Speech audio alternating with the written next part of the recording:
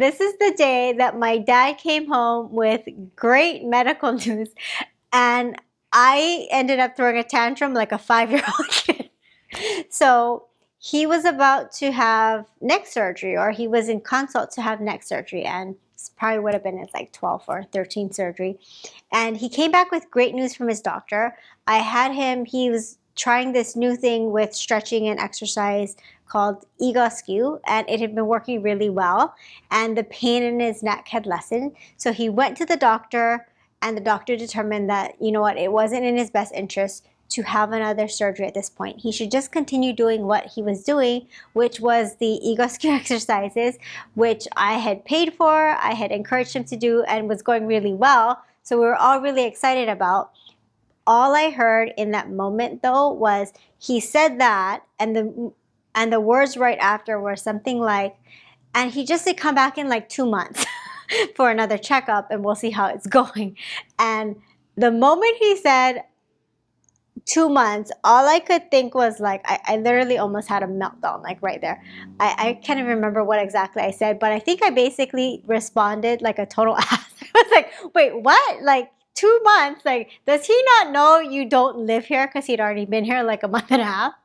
And I was just kind of losing my mind, just not having space in my house and just space to do the things that I needed to do. And so I did that, and we had a short conversation, and he said, oh, actually, it's, maybe a few weeks. We'll just go back in a few weeks, or I can come back at a later time.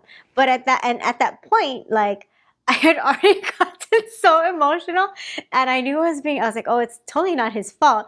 I had to excuse myself from like the kitchen where he was at. I walked through the bathroom into my bedroom, and I literally started bawling like a 5-year-old kid throwing a tantrum, because all I could think of was like, just get out, like get the hell out right now. I don't know what to do. And then it took me like maybe like 5 minutes to compose myself and realize like, okay, I get it. Like, it's not his fault. I'm overreacting.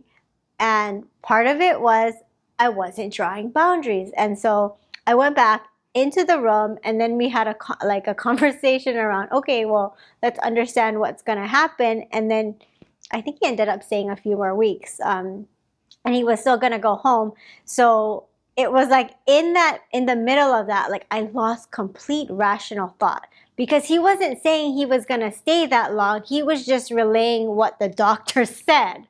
And I just was like, had it up to my ears with like, I can't even imagine one more month, let alone one more week, where I don't have my space. And that wasn't his fault. That was my fault. That was my fault, because I didn't communicate what my boundaries were. I didn't communicate what I needed. And he certainly, like, I have my brother that lives here, and he could have gone to visit my brother. I just didn't ask for the help. I didn't say that I needed the space or that I needed the time. So that was one of the big lessons for me. And like, wow, at that point, it was way too late to just communicate a boundary around something. It should have been something I had done much earlier, to just have an agreement on how are we going to support that. So when was a time that you maybe didn't set boundaries and you had a nervous breakdown, or you had a meltdown like a 5-year-old kid just like me?